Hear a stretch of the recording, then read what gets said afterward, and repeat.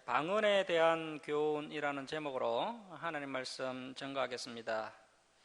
오늘은 이제 방언에 대한 교훈 두 번째 설교인데요. 수요 예배 때 고린도 교회의 방언에 대해서 말씀을 들었는데 그때 듣지 않은 분들이 많으시기 때문에 간단하게 소급해서 다시 한번 말씀을 드리겠습니다. 고린도전서 14장은 바울 사도가 고린도 교회 성도들이 하고 있는 방언에 대해서 다시 교정을 해주고 있는 내용입니다. 그런데 이 성경을 번역할 때 명확하게 번역을 하지 못해서 오늘날 교회가 이 방언에 대해서 많은 오해를 하고 있고, 또 이 방언이 성경적이다 성경적이지 않다 하면서 여전히 많은 논란을 일으키고 있습니다.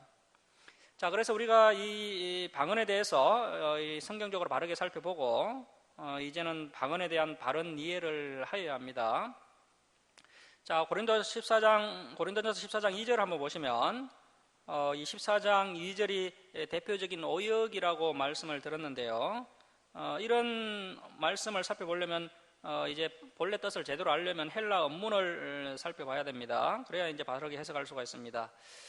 그래서 이 PPT를 한번 보시면요, 14장 2절 헬라어 성경을 한번 보도록 하겠습니다. 제가 한번 헬라어로 한번 읽어드릴 테니까 그냥 한번 들으십시오. 어차피 못 알아들었지만 그래도 한번 들어보시기 바랍니다. 이에 보시면 헬라어로 이제 한글로 이렇게 되어 있습니다. 호가러, 랄론, 글로세가 이제 방언인데요. 단수입니다. 단수. 방언, 글로세, 우커, 안드로포이스, 랄레이, 알라, 데오, 오데이스, 가르, 아쿠에이, 포뉴마티, 데, 랄레이, 미서테리아. 이것을 이제 헬라 원문에 맞게 새롭게 좀 번역을 해봐야 됩니다. 방언이 이제 앞에서도 말씀드렸듯이 글로세인데요. 글로세는 단수입니다. 글로세는 고린도 교회의 어떤 방언을 이야기하는 겁니다. 바울 사도는 고린도 교회 성도들이 했던 방언을 지칭할 때는 글로세라는 단수를 사용하고 있고요. 마가다락방에서 했던 그 성경적인 애국어 방언은 글로사이스라는 복수를 사용하고 있습니다. 그래서 이제 다시 한글로 한번 번역을 해보겠습니다. 자, 다음 PPT 한번 넘겨보십시오. 자, 이것을 이제 헬라 원문에 맞게 번역을 하면요, 왜냐하면 방언을 말하는 자가 말을 사람들에게 하지 아니하고 반대로 하나님께 말하기 때문에 영어로 비밀을 말하지만 알아듣는 자가 없다. 자, 왜냐하면이 본래 그 14장 2절에는 없죠. 헬라 원문의 그 호가르가 왜냐하면입니다. 왜냐하면 방언, 글로세 단수를 사용했습니다. 방언을 말하는 자가 말을 사람들에게 하지 아니하고 반대로 알라가 반대로 그러나 이런 뜻입니다. 반대로 하나님께 말하기 때문에 영어로 비밀을 말하지만 알아듣는 자가 없다.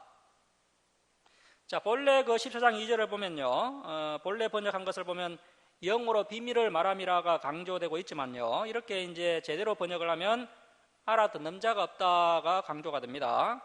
그래서 이 14장 2절은요 부정문입니다. 부정문. 본래는 부정문이 맞습니다. 자, 그래서 이 고린도 교회 방언은 아무도 알아듣는 자가 없기 때문에 그런 이상한 방언은 바울 사도가 하지 말라고 지금 이야기하고 있는 것입니다. 자, 이렇게 번역하면 아무도 알아듣는 자가 없기 때문에 그런 이상한 방언 하지 말라는 부정문이 되는 것입니다. 그리고 만약에 그 기존 번역대로 보면요, 이제 또 방언이 또 영어로 비밀을 말함이라가 되지만 원래 이제 제대로 번역하면 이렇게 되는 것입니다. 그리고 또 만일 그 기존 번역대로 방언이 어떤 사람과 하나님 사이의 비밀 기도가 맞다면 바울 사도가 고린도전서 그 14장 27절에서 그 14장 27절 한번 보십시오. 27절에서 그 방언을 통역하라고 말하면 안 됩니다. 자, 여러분, 어떤 A라는 성도와 하나님 사이의 비밀 기도인데 그 비밀 기도를 통역하라고 하면 됩니까? 안 됩니까? 통역하라고 하면 안 되겠죠. 바울이 누구간데 어떤 A라는 사람과 하나님과의 그 비밀 기도를 여러 성도들 앞에서 통역을 해라, 바울이 그렇게 함부로 말할 수 있겠습니까? 통역하라고 말할 수 없습니다. 자, 그래서 바울 사도는 지금 영어로 비밀 기도를 하는 것을 부정하고 있는 것이고, 그래서 이 고린도 교회의 그 잘못된 방언 기도에 대한 대안까지 고린도전서 14장 15절에서 제시하고 있습니다. 만일 영으로 비밀 기도를 하는 것이 바른 것이고 옳은 것이면 바울이 그 15절과 같은 그러한 대안을 제시하지 않았을 것입니다. 15절에서 이제 바른 대안을 제시한다는 것은 이 고린도 교회 성도들이 했던 그 방언 기도는 대안을 필요로 할 만큼 문제가 있기 때문입니다. 그래서 바울이 제시하는 올바른 방언에 대한 대안을 이제 14장 15절에서 제시하고 있는데요. 자, 15절 한번 보십시오. 15절. 자, 15절을 보시면 그러면 어떻게 할까? 내가 영어로 기도하고 또 마음으로 기도하며 내가 영어로 찬송하고 또 마음으로 찬송하리라. 자, 하나님께서 기뻐 받으시는 기도는 영과 마음으로 기도하는 것입니다. 고린도 교회 성도들은 방언 기도는 마음은 전혀 열매를 맺지 못하지만 방언 기도는 영의 기도다라고 하면서 이 방언 기도를 했는데요. 그러한 기도는 미신적인 기도라는 것입니다. 자, 정상적인 기도는 어떻게 기도하는 것입니까? 영으로 기도하고 마음으로 기도해야 됩니다. 영과 마음이 함께 기도하고 영과 마음이 함께 찬양해야 한다는 것입니다. 다시 말하면 전인격적으로 기도하고 전인격적으로 찬양해야 됩니다. 자, 그러면 마음이 찬양하고 마음이 기도하면 내가 하는 기도, 내가 하는 찬송이 무슨 뜻인지 자신이 분명히 알 수가 있죠. 내 마음으로 기도하고 내 마음으로 찬양하기 때문에 자신이 지금 어떤 기도를 드리고 있는지, 어떤 찬송을 올려드리고 있는지 알 수가 있습니다. 그래서 자꾸 영어로 기도한다라는 말을 하지 말라는 것입니다. 자, 그래서 내가 무엇을 기도하고 있고 무엇을 찬송하고 있는지 깨끗한 마음으로 분명히 알고 기도하고 찬송해야 한다는 것입니다. 자, 그런데 오늘날 그 신사도 운동을 하는 사람들이나 또 은사주의자들은 자신이 어떤 기도를 하고 있는지 어떤 찬송을 하고 있는지도 모른 채 방언으로 길게 기도하고 심지어 방언으로 찬송하는 것을 많이 볼 수 있습니다. 그런데 그것이 결코 성경적이지 않다는 것입니다. 그 종교개혁자 칼빈도 제네바 교리문답 240문과 243문에서 기도할 때는 반드시 영과 마음이 같이 요구되며 영과 마음은 언제나 함께 기도해야 한다라고 가르치고 있습니다. 또한 칼빈은 하나님은 영이시기 때문에 언제나 마음을 요구하시며 마음의 동반이 없이 하는 기도는 이선적인 것이기 때문에 하나님을 불쾌하게 하는 것이고 하나님은 그러한 자들을 저주한다라고 가르치고 있습니다. 자, 그리고 고린도전서 14장 14절을 보시면 영어로 기도하지만 마음이 열매를 맺지 못한다라는 것은 고린도 교회 성도들이 영과 마음으로 올바른 기도를 하지 못한 부작용에 대해서 이 바울 사도가 지적을 하고 있는 것입니다. 자, 그래서 이 성경을 번역할 때도 반드시 전체적인 문맥을 살펴보고 번역을 해야 이러한 오류가 발생하지 않습니다. 바울 사도는 고린도전서 14장 27절에서 방언을 할 때는 반드시 통역을 하라고 밝히고 있습니다. 그러니까 이 방언은 비밀 기도가 아니라는 것입니다. 비밀 기도가 맞다면 바울이 통역하라고 이야기하지 않았을 것입니다. 그리고 고린도 교회의 이 방언 기도가 성경적인 기도라면 15절처럼 대안을 제시하지도 않았을 것입니다. 이 방언에 대한 첫 번째 설교는 교회 홈페이지에 올려놓았으니 꼭 한번 들어보시기 바랍니다. 자, 이제 오늘은 지난 시간에 이어서 고린도전서 14장 20절 말씀부터 보시겠습니다. 자, 20절입니다. 형제들아, 지혜에는 아이가 되지 말고 악에는 어린아이가 되라. 지혜에는 장성한 사람이 되라. 자, 바울 사도가 고린도전서 14장 1절에서 19절까지 계속해서 이 방언 은사에 대해서 부정적으로 이야기했고 방언보다는 예언의 은사를 사모하라고 권면을 했습니다. 자, 그런데 갑자기 20절에서는 지혜에는 장성한 사람이 되고 악에는 어린아이가 되어야 한다라고 권면하고 있습니다. 자, 바울 사도가 갑자기 왜 이런 이야기를 하느냐 하면 현재 이 고린도 교회 성도들이 어린아이처럼 행동하고 있기 때문입니다. 이 고린도 교회 성도들이 나는 방언의 은사를 가지고 있다 하면서 자신이 아주 신령한 사람인 것처럼 자랑하고 방언의 은사가 없는 아볼로 목사를 무시하고 또 다른 성도들을 배려하지 않고 무례하게 행동을 했는데 이러한 모습이 바로 악을 행하는 모습이고 또 지혜가 없는 어린아이의 모습이라는 겁니다. 이 고린도 교회 성도들이 방언 은사에 치우쳐서 교회 공동체의 유익을 해치고 있기 때문에 바울 사도가 이제는 어린아이처럼 행동하지 말고 교회의 덕을 세우는 성숙한 성도가 되어야 한다라고 권면하고 있는 것입니다.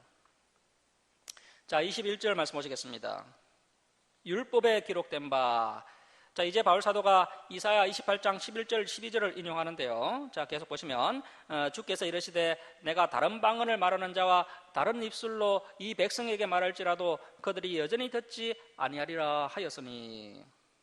자, 이 남유다 백성들이 하나님의 선지자들이 전한 하나님의 경고의 말씀을 듣지 않았고 또 그 아수르가 아수르 방언으로 하나님의 경고의 말씀을 전했지만 남유다 백성들이 여전히 또 알아듣지 못했고, 그래서 이 남유다 백성들이 끝까지 회개하지 않았기 때문에 결국에는 이 남유다가 이 바벨론에게 멸망을 당했습니다. 자, 그래서 이 아수르 방언이 저주의 도구로 쓰였는데 현재 이 고린도 교회 성도들의 방언 역시 이 아수르 방언처럼 저주의 도구가 되어버렸다라고 이사야 28장 11절 12절을 인용해서 경고하고 있는 것입니다. 자, 23절 말씀 보십시오. 그러므로 방언은 믿는 자들을 이해하지 아니하고 믿지 아니하는 자들을 이해하는 표적이나 예언은 믿지 아니하는 자들을 이해하지 않고 믿는 자들을 이해함이니라. 자, 바울 사도는 이 방언은 믿지 아니하는 자들을 위한 표적이라고 이야기했는데요. 그 오순절날 그 마가 다락방에서 일어났던 그 성경적 방언은 믿지 않는 자들을 위한 표적이 맞습니다. 당시 그 예루살렘에는 오순절을 지키기 위해서 그 17개국에 흩어져 있던 그 디아스포라 유대인들이 있었고, 성령께서 임하시자 이 사도들과 성도들이 17개국의 애국어 방언으로 하나님의 복음에 대해서 말을 했고, 이 디아스포라 유대인들이 그 애국어 방언으로 전하는 그 복음을 듣고 그 복음을 이제 받아들이는 그런 역사가 일어나게 되었던 것입니다. 자, 그리고 이 예언은 믿는 자들을 위한 표적인데요. 예언은 미래를 점치는 것이 예언이 아니고 성경을 가지고 가르치고 설교하는 것이 예언이라고 말씀을 드렸습니다. 자, 그래서 이 예언, 즉 이 설교와 가르침은 성도들을 믿음의 길로 인도하고 또 이 하나님의 말씀이 선포될 때 교회 공동체에 하나님의 은혜가 임하기 때문에 이 예언은 교회에 큰 유익을 가져다 주게 됩니다. 자, 23절 말씀 보십시오. 그러므로 온 교회가 함께 모여 이제 공예배를 드린다는 것이죠. 공예배 시에 다 방언으로 말하면 알지 못하는 자들, 초신자들입니다. 초신자들이나 믿지 아니하는 자들, 불신자들입니다. 불신자들이 들어와서 너희를 미쳤다 하지 아니하겠느냐. 자, 오늘날 공예배 시간에 집단 통성 방언 기도를 하는 교회들이 많이 있는데요. 이 말씀을 보면 하나님께서 결코 기뻐하시지 않는다는 것을 알 수 있습니다. 자, 그만큼 오늘날 한국교회가 이 말씀으로부터 많이 멀어져 있고 영적 분별력을 잃었다고 말할 수가 있습니다. 당시 고린도 교회 성도들은 그 오순절날 마가다락방에서 성령께서 임재하시면서 사도들과 성도들이 애국어 방언으로 하나님의 복음에 대해서 말을 했던 그 놀라운 역사를 익히 들어서 알고 있습니다. 자, 그래서 이 고린도 교회 성도들이 이 방언의 은사를 가장 좋은 은사로 생각을 했고 이 방언의 은사를 많이 사모했습니다. 자, 그래서 이 고린도 교회 성도들 가운데 방언의 은사를 받아서 방언으로 기도한다라고 하는 성도들이 있었는데, 문제는 그들이 했던 방언은 애국어 방언이 아니라 알아들을 수 없는 말로 하는 방언 기도였던 것입니다. 심지어 고린도 교회 성도들이 이 공예배 시간에 집단적으로 통성 방언 기도를 하였던 것입니다. 자, 그래서 이 바울 사도가 공예배 시에 다 방언으로 말하면 초신자들이나 불신자들이 그 모습을 보고 미쳤다고 이야기한다는 겁니다. 그러니까 교회에서 공예배 드릴 때는 집단으로 방언 기도하지 말라는 것입니다. 자, 24절 말씀 보십시오. 그러나 다 예언을 말하면, 그러니까 이제 말씀으로 설교하고 가르치면 믿지 아니하는 자들이나 알지 못하는 자들이 들어와서 모든 사람에게 책망을 들으며 모든 사람에게 판단을 받고. 자, 앞에서 바울 사도가 예언은 믿는 자들을 위한 은사다라고 말을 했지만 사실은 이 예언이야말로 믿든지 믿지 않든지 모든 사람들에게 다 유익한 은사입니다. 실제로 믿지 않는 자들에게 지속적으로 유익을 주는 은사가 바로 이 예언의 은사입니다. 자, 그래서 이 예언, 즉 하나님의 말씀이 선포되면 사람들의 죄를 분별하고 지적할 수 있습니다. 그래서 그 말씀을 듣고 회개하고 돌이킬 수 있게 되는 것입니다. 자, 그래서 이 설교는 이 방언과 달리 깨달음과 자기 성찰을 하도록 돕게 된다는 겁니다. 자, 그래서 여러분이 이 설교를 들으면, 하나님의 말씀을 들으면 왠지 책망을 받는 것 같고 또 이 하나님의 말씀으로 판단을 받는다고 느끼게 되는데 그것이 지극히 정상적인 것이고 바람직한 것입니다. 자, 25절 말씀 보십시오. 그 마음에 숨은 일들이 드러나게 되므로 엎드려 하나님께 경배하며 하나님이 참으로 너희 가운데 계신다 전파하리라. 좌우의 날선 검보다 더 날카로운 하나님의 말씀이 선포되면 우리 마음 가운데 아직도 포기하지 못한 탐심이나 숨은 죄를 찾아내어서 책망하고 정죄하게 됩니다. 그래서 인간의 양심이 자극을 받아서 자신이 죄인이라는 인식이 생겨나게 되고 결국 엎드려서 하나님을 경배할 수밖에 없게 되는 것입니다. 그래서 마침내 이 죄를 회개하고 돌이켜서 이제는 더욱더 열심히 이 복음을 전파하는 충성된 일꾼이 된다는 것입니다. 자, 그런데 오늘날 교회에서는 하나님의 말씀이 바르게 선포되지 않기 때문에 성도들의 숨은 죄가 드러나지 않고 그래서 성도들이 회개하지 않습니다. 요즘은 목사님들이 교회를 부흥시키기 위해서 이 강대상에서 은혜로운 말씀 또 부담되지 않는 듣기 좋은 말씀만 선포하기 때문에 들을 때는 감동이 되고 은혜가 되는 것 같지만 실제로는 하나님의 능력이 없고 또 성도들에게 아무런 변화가 일어나지 않습니다.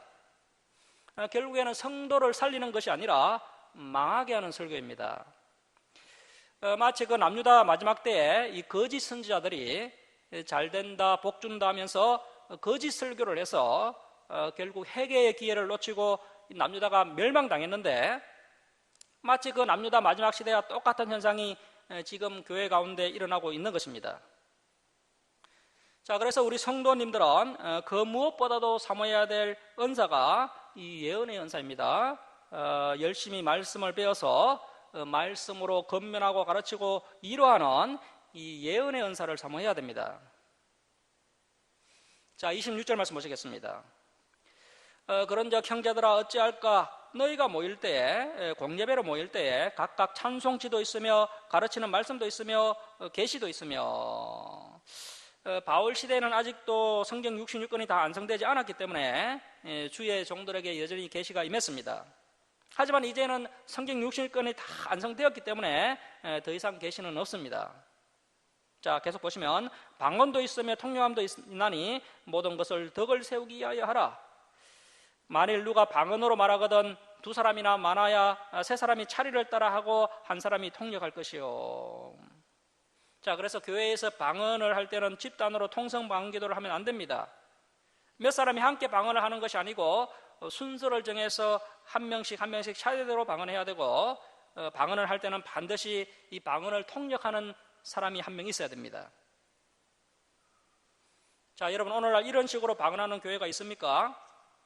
아무 데도 없죠. 이렇게 질서 있게 차례대로 방언을 하고 통역하는 교회를 본 적이 없습니다. 자, 28절 말씀 보십시오. 만일 통역하는 자가 없으면 교회에서는 잠잠하고 자기가 하나님께 말할 것이요.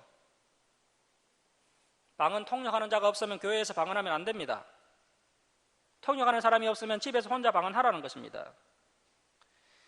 고린도 후서까지 가지 않고 고린도 전서만 봐도 오늘날 교회 가운데 하고 있는 그 집단 통성 방언 기도가 성경에서 벗어난 기도 형태라는 것을 알 수 있습니다. 자, 앞에서도 제가 계속 말씀드렸던 것처럼 만일 이 바울이 이 고린도 방언이 거짓 사도가 침투해서 귀신의 영을 받게 해서 했던 그 거짓 방언인 것을 알았다면 이 정도에서 그친 것이 아니라 당장 중단해라 이렇게 말을 했을 것입니다. 그런데 바울 사도가 디모데와 디도를 고린도 교회에 보내고 난 다음에 이 사실을 알게 되었기 때문에 지금은 이 정도로 권면하고 있습니다. 자, 이제 29절부터 32절에 나오는 예언은 말씀을 가르치는 예언이 아니고요. 이제 계시성 예언이라고 할 수 있습니다. 이 당시에는 계시성 예언이 있었습니다. 자, 29절 말씀 보십시오. 예언하는 자는 둘이나 셋이나 말하고 다른 이들은 분별할 것이요. 만일 곁에 앉아있는 다른 이에게 계시가 있으면 먼저 하던 자는 잠잠할지니라. 너희는 다 모든 사람으로 배우게 하고 모든 사람으로 권면을 받게 하기 위하여 하나씩 예언할 수 있느니라. 예언하는 자들의 영은 예언하는 자들에게 제재를 받나니. 자, 그런데 지금은 이 성경 66권이 다 완성되었고, 그래서 이 하나님의 계시가 다 완성되었기 때문에 이 계시성 예언은 우리에게 더 이상 해당되지 않습니다. 이것이 보수적이고 건강한 개혁교회의 입장입니다. 우리 교회는 이 개혁주의를 따르기 때문에 이러한 입장을 고수하고 있습니다. 자, 38절 말씀 보시면 하나님은 무질서의 하나님이시요 하나님이 아니시요 오직 화평의 하나님이시니라. 자, 반드시 방언할 때 한 사람씩 질서 있게 하라는 겁니다. 앞에서 말씀드렸다시피 이 고린도 교회 성도들은 자신들이 신령한 방언 은사를 받았다고 하면서 이 공예배 시간에 아볼로 목사가 주관하는 예배를 방해하고 교회의 질서를 무너뜨리는 일들이 이 고린도 교회 가운데 있었던 것입니다. 자, 계속 보시면 모든 성도가 교회에서 한과 같이 여자는 교회에서 잠잠하라. 이 말씀은 오늘날 모든 교회에 적용되는 말씀이 아닙니다. 당시 고린도 교회에서 문제를 일으킨 일부 여성들이 있었는데 그 여성들이 바로 은사파 여성들이었고, 그 은사파 여성들이 방언의 은사를 받았다고 하면서 이 고린도 교회의 질서를 깨뜨리고 문제를 일으켰던 것입니다. 그들에게는 말하는 것을 허락함이 없나니 율법에 이런 것 같이 오직 복종할 것이요. 만일 무엇을 배우려거든 집에서 자기 남편에게 물을지니 여자가 교회에서 말하는 것은 부끄러운 것이라. 하나님의 말씀이 너희로부터 난 것이냐 또는 너희에게만 임한 것이냐. 이 바울 사도의 강한 책망입니다. 이 고린도 교회의 방언파 여성들은 자신들이 신령한 은사를 가지고 있다면서 말만 하고 행함이 전혀 없는 어린아이와 같은 신앙을 가지고 있었습니다. 마치 하나님의 말씀이 자기들에게만 임한 것처럼 무례하게 행동했던 것입니다. 그래서 자신들이 신령하다고 착각하고 있지만 오히려 어린아이와 같은 그 고린도 교회 은사파 여성들에게 이 바울 사도가 강하게 책망을 하고 있는 것입니다. 이런 말씀들을 보면 오늘날도 다르지 않은 것 같습니다. 오늘날도 은사파 성도들이 오히려 교회를 시끄럽게 하는 것을 볼 수 있습니다. 당시 고린도나 그리스 여성들이요 이렇게 지나치게 나서는 경향이 있었는데요. 그렇게 여성들이 남성들보다 더 적극적으로 나선 이유는 그 지역의 문화나 종교에서 비롯된 것입니다. 당시 이 지역에서 섬긴 신들은 다 여신들이었습니다. 당시에 그 아프로디테라든지 이 아데미 여신 그 신전에 가면요 제사장들이 여자들이었습니다. 여성들이 제사장이었습니다. 그 여성들이 신접함을 받아서 예언도 하고 방언도 했는데 이 고린도 교회 여성들이 그것을 그대로 교회로 가지고 온 겁니다. 자, 그래서 이러한 말씀을 통해서 우리가 생각할 수 있는 것은 우리가 이 시대 정신이나 유행에 휩쓸리면 안 된다는 것입니다. 자, 그래서 하나님께서 제정하신 본래 그 남자의 본래 자리가 있습니다. 그리고 여자 역시도 여자의 본래 자리가 있습니다. 남자는 남자의 자리에 있는 것이 멋있는 것이고 여자는 여자의 자리에 있는 것이 아름다운 것입니다. 자, 37절 말씀 보시겠습니다. 만일 누구든지 자기를 선지자나 혹은 신령한 자로 생각하거든 내가 너에게 편지하는 이 글이 주의 명령인 줄 알라. 자, 바울 사도가 지금 너희 자신이 신령한 자라고 생각하고 있지만 내가 보기에는 너희는 신령한 자가 아니다라는 말을 은근히 돌려서 이야기하고 있는 것입니다. 바울 사도는 하나님이 주신 지혜와 또 그동안 배운 성경 말씀을 가지고 이 고린도 교회 성도들을 다시 진리로 돌이키기 위해서 이 편지를 쓰면서 권면을 한 것인데 이 글이 주의 명령인 줄 알고 그대로 순종을 하라는 것입니다. 자, 38절 말씀 보시면 만일 누구든지 알지 못하면 그는 알지 못한 자니라. 자, 이것이 무슨 말씀이냐 하면 바울 사도의 이 편지를 인정하지 않으면 그 사람도 인정할 수 없다는 것입니다. 자, 그래서 바울 사도가 너희가 교회 안에서 인정받으려면 나의 이 말을 인정해라.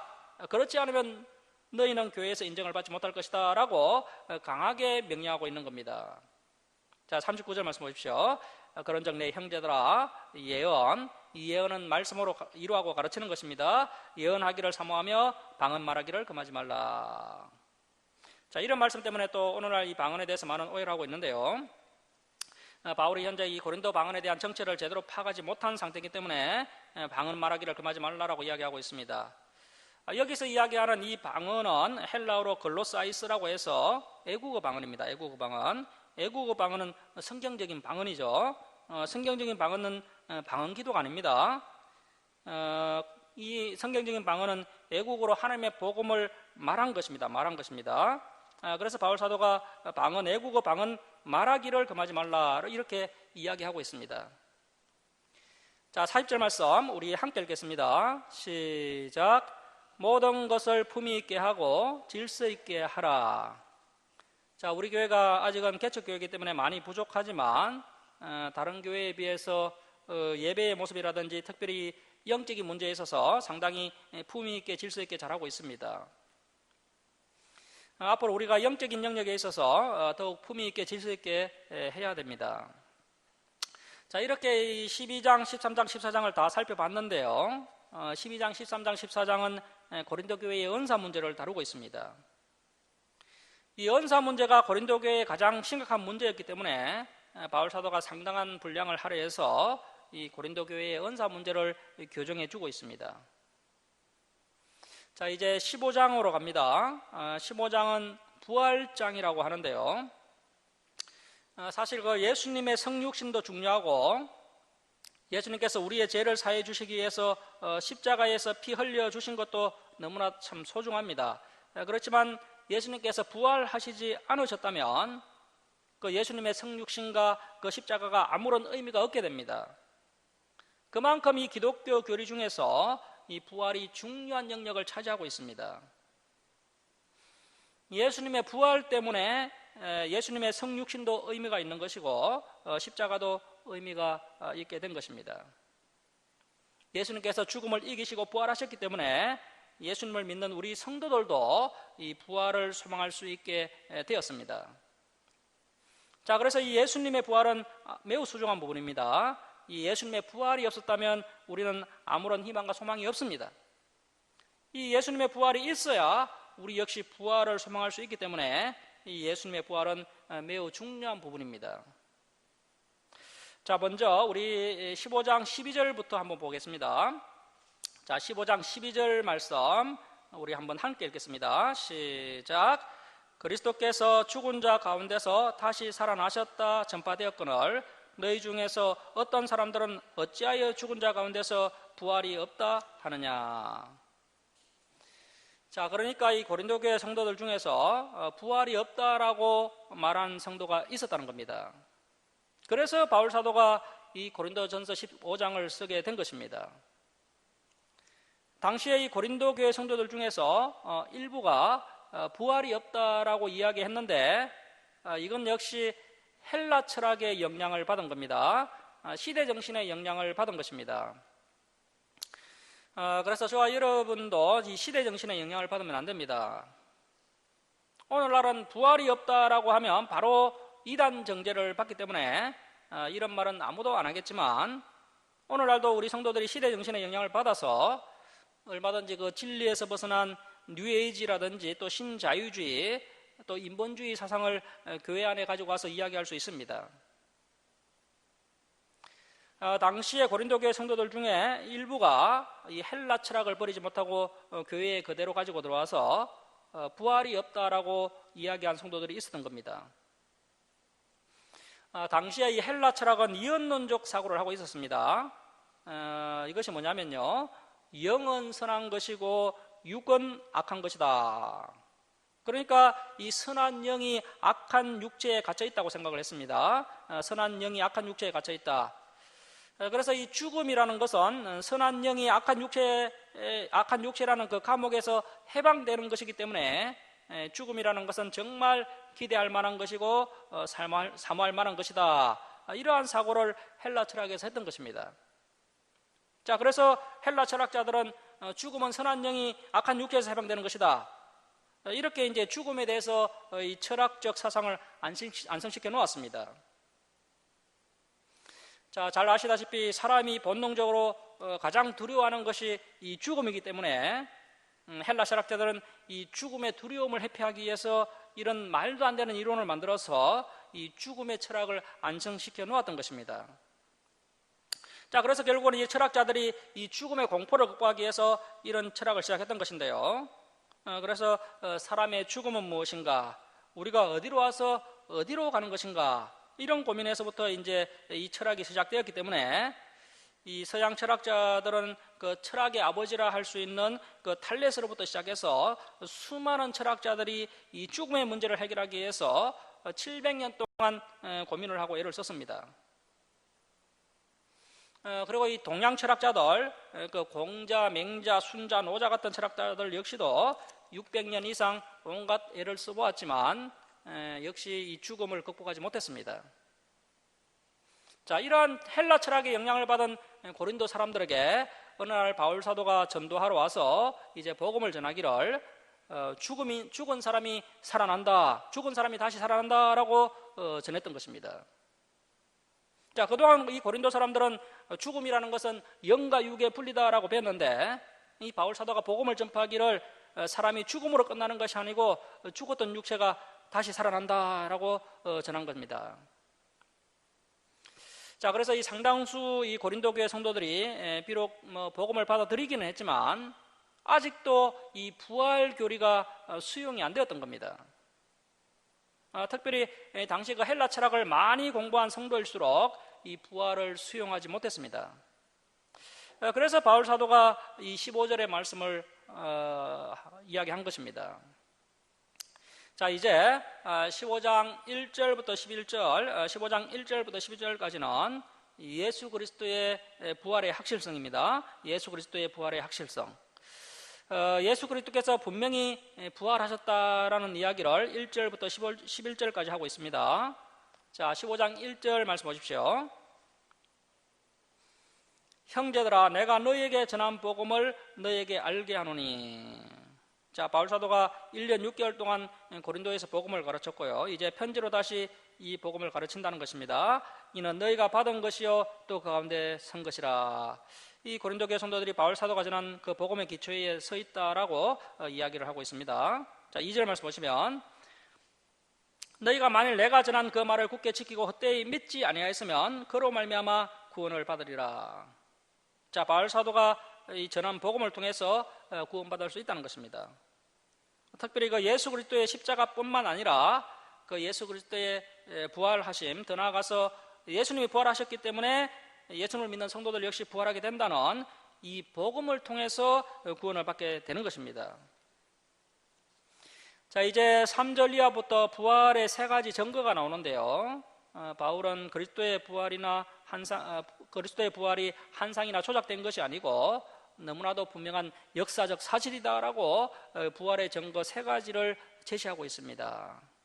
자, 그래서 그 3절에서 4절까지가 부활의 증거 1입니다. 3절에서 4절까지가 부활의 증거 1.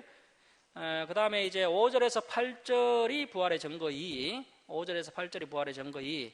그리고 9절에서 11절이 부활의 증거 3이 되겠습니다. 9절에서 11절이 부활의 증거 3입니다. 자, 먼저 첫 번째 부활의 증거가 뭐냐면 이 구약 성경이야말로 부활의 증거라는 겁니다. 자, 15장 3절 말씀 보시겠습니다. 내가 받은 것을 먼저 너희에게 전하였노니 이는 성경대로, 이 당시의 성경은 구약 성경밖에 없었습니다. 구약 성경대로 그리스도께서 우리 죄를 위하여 죽으시고, 자, 예수님의 부활하심과 죽으심은 초대교회의 두 가지 핵심 설교였는데요. 그래서 예수 그리스도께서 십자가에서 피를 흘리심으로 우리의 모든 죄의 문제를 해결하셨다. 이것을 믿고 고백하는 것이 매우 중요합니다. 자, 그래서 성경대로 그리스도께서 우리의 죄를 위하여 죽으시고, 자, 4절 보시면 장사 지냄 받으셨다가 성경대로 사흘 만에 다시 살아나사. 예수 그리스도께서 사망 권세를 이기시고 사흘 만에 다시 부활하셨다는 것입니다. 자, 그래서 예수님을 믿는 우리 성도들 역시도 나중에 부활하게 될 것을 믿는 것이 우리의 중요한 신앙 고백입니다. 자, 그래서 현재 바울 사도는 그리스도의 죽으심과 부활하심은 돌발적인 사건이 아니고 그 택한 백성을 구원하기 위해서 오래전부터 계획된 하나님의 치밀한 계획과 섭리였다라고 이야기하고 있습니다. 그 결정적인 증거가 구약 성경에 수많은 메시아 예언들이 그 증거라고 이야기하고 있습니다. 자, 그래서 부활이라는 놀라운 역사가 우연히 돌발적으로 일어난 것이 아니고 그것이 이제 구약 성경에 다 예언되어 있었고 그 예언대로 예수 그리스도께서 십자가에서 죽으시고 다시 부활하셨다는 것입니다. 자, 그래서 이 구약 성경이야말로 부활의 첫 번째 증거라고 바울 사도가 이야기하고 있습니다. 자, 이제 두 번째 증거가 나오는데요. 두 번째 증거는 그리스도의 부활의 목격자들이 있다는 것입니다. 자, 5절 말씀입니다. 게바, 베드로죠. 베드로에게 보이시고 후에 12제자에게와 그 후에 500여 형제에게 일시에 보이셨나니. 자, 신학자들은 이 500여 제자들이 예수님의 부활을 본 장소가 그 예수님께서 그 감난산에서 구름을 타고 성천하실 때 이 500여 제자들이 예수님의 부활을 본 것으로 추정하고 있습니다. 자, 그 중에 지금까지 대다수는 살아있고 어떤 사람은 잠들었으며, 자, 바울 사도는 성도들의 죽음을 잠들었다고 이야기합니다. 잠이 들었다는 것은 다시 깨어난다는 것이죠. 우리 성도들에게 이 죽음은 잠을 자는 것과 같습니다. 자, 여러분, 어떤 사건에 대해서 조작을 하기 위해서는 뭐 몇 사람 정도면 말을 맞추어서 조작할 수가 있습니다.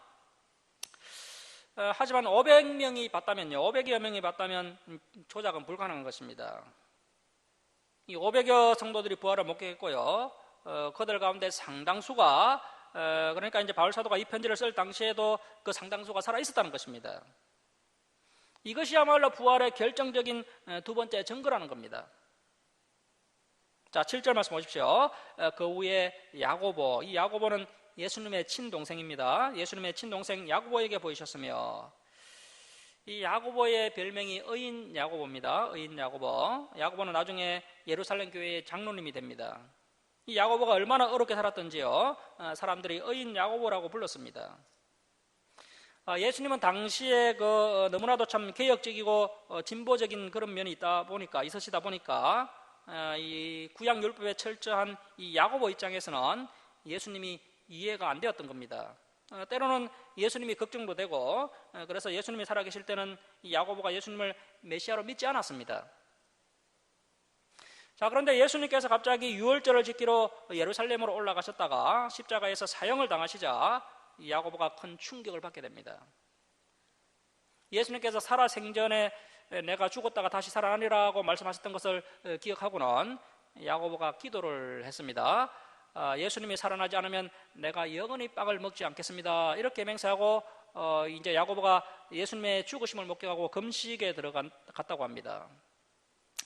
자, 이 야고보가 워낙 참 철저한 분이었고 여러 날 금식을 하고 있었기 때문에 예수님이 부활하셔서 이 야고보를 만나주지 않으셨다면 아마도 굶어 죽었을 것입니다.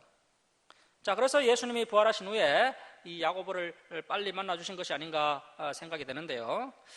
이러한 야고보에 대한 이야기가 전성으로 전해져 내려오고 있습니다. 자, 그 후에 야고보에게 보이셨으며 그 후에 모든 사도에게야. 이 모든 사도는 12사도는 아니고요, 바나바와 실라 같은 예수님의 제자들입니다. 자, 8절 말씀 보시면 맨 나중에 만삭되지 못하여 난 자 같은 내게도 보이시느니라. 자, 맨 나중에 이제 조산한 자 같은 이 바울 사도에게도 보이셨다는 겁니다.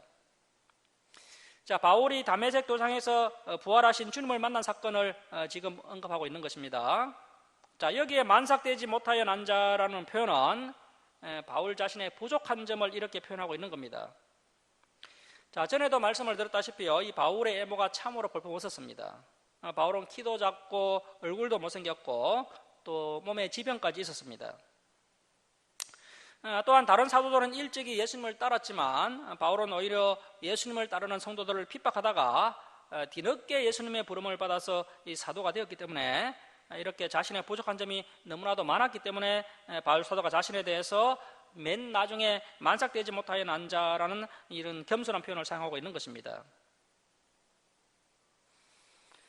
자, 이제 부활의 세 번째 증거가 나옵니다. 세 번째 증거는 바울 자신입니다. 자, 9절 말씀입니다. 나는 사도 중에 가장 작은 자라. 나는 하나님의 교회를 박해하였으므로 사도라 칭함받기를 감당하지 못할 자니라. 누구보다도 교회를 비박했던 바울이 이렇게 주님을 위하여 목숨을 바치는 사도가 된 것 자체가 예수 그리스도의 부활의 결정적 증거라는 겁니다. 자, 이제 10절 말씀에는 바울 사도의 아주 수준 높은 고백이 나오는데요. 우리 함께 읽겠습니다. 자, 시작. 그러나 내가 나 된 것은 하나님의 은혜로 된 것이니 내게 주신 그의 은혜가 헛되지 아니하여 내가 모든 사도보다 더 많이 수고하였으나 내가 한 것이 아니요 오직 나와 함께 하신 하나님의 은혜로라. 자, 바울 사도는 하나님의 은혜를 3번이나 언급하고 있습니다. 이것은 자신이 생각하기에 도저히 불가능한 일이 하나님의 은혜로 말미암아 이루어졌다는 바울 사도의 탄성입니다. 교회와 성도를 비박하던 자신이 그리스도인이 된 것만 해도 기적 같은 일인데, 단순한 그리스도인이 아니라 불신자를 그리스도인 되게 하는 사도로서 이 부활 복음을 전하고 있으니 이것은 놀라운 하나님의 은혜요, 바울 자신의 노력이나 힘으로 될 수 없는 기적 같은 일이라는 겁니다. 자, 그래서 바울 사도는 내가 나 된 것은 하나님의 은혜로 된 것이다. 자, 여러분, 우리도 역시 이렇게 하나님의 놀라운 은혜를 이미 받았습니다. 우리가 그 하나님의 은혜를 헛되지 아니하도록 해야 됩니다. 하나님의 은혜를 헛되지 아니하도록 하는 것이 뭡니까? 이 본문 말씀 보시면요, 우리가 더 많이 수고하는 것입니다.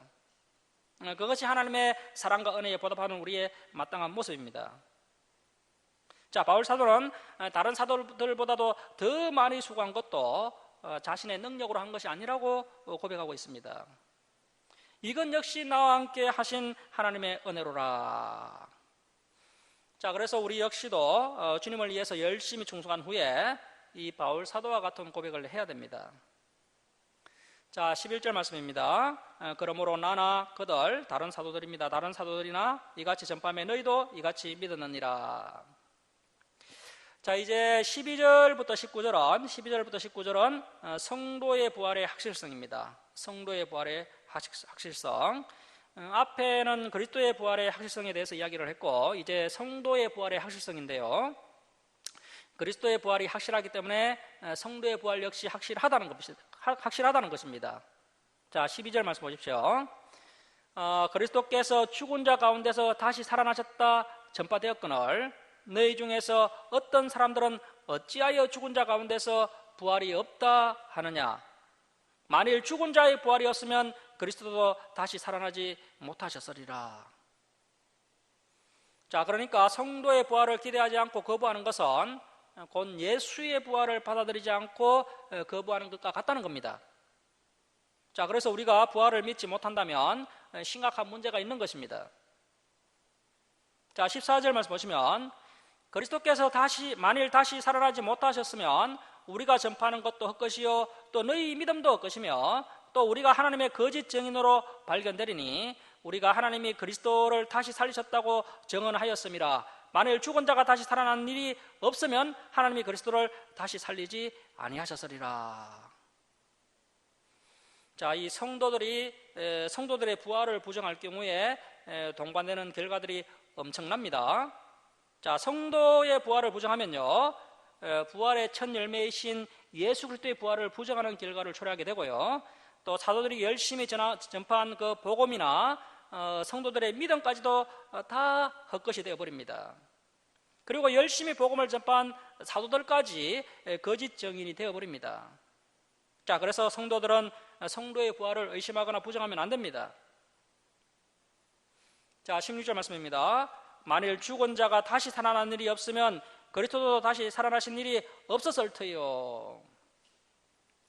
자, 바울 사도가 이 이야기를 3번이나 반복하면서 강조하고 있는데요. 자, 그래서 예수 그리스도의 부활이 분명한 사실이고 예수님을 믿는 성도들의 부활 역시 확실하게 이루어진다라고 13절, 15절, 16절에서 3번이나 강조하고 있습니다. 자, 이제 우리 마지막으로 17절부터 19절까지 함께 읽겠습니다. 자, 시작. 그리스도께서 다시 살아나신 일이 없으면 너희의 믿음도 헛되고 너희가 여전히 죄 가운데 있을 것이요 또한 그리스도 안에서 잠자는 자도 망하였으리니 만일 그리스도 안에서 우리가 바라는 것이 다만 이 세상의 삶뿐이면 모든 사람 가운데 우리가 더욱 불쌍한 자이리라. 자, 그래서 우리에게 부활이 없고 이 세상의 삶이 전부라면 모든 사람 가운데 우리 그리스도인들이야말로 가장 불쌍한 사람이 된다는 겁니다. 만일 우리의 부활이 없다면 우리 성도들처럼 불쌍한 사람이 없습니다. 성도가 정말 진리 안에서 좁은 문 좁은 길을 선택하고 그리고 범사에 절제하고 세상 사람들과 다르게 거룩하게 살아가고 또 자신의 유익을 구하지 않고 남의 유익과 교회의 유익을 구하고 심지어 핍박까지 받아가면서 신앙생활을 했는데 이 부활이 없다면 이 정말 그리스도인들, 특히 우리 주사랑교회 성도님들은 가장 불쌍한 사람들이 되는 것입니다.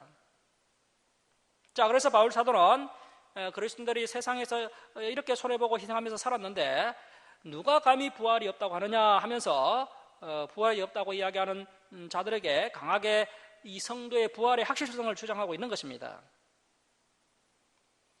사랑하는 성도 여러분, 우리가 진리와 신앙 때문에 이런저런 손해를 보고 그리고 또 희생을 한다 하더라도 우리에게 분명한 부활이 있기 때문에 이 세상 모든 사람 가운데 우리가 가장 행복한 사람인 줄 믿으시고 날마다 기뻐하면서 살아가시길 주님의 이름으로 축원합니다.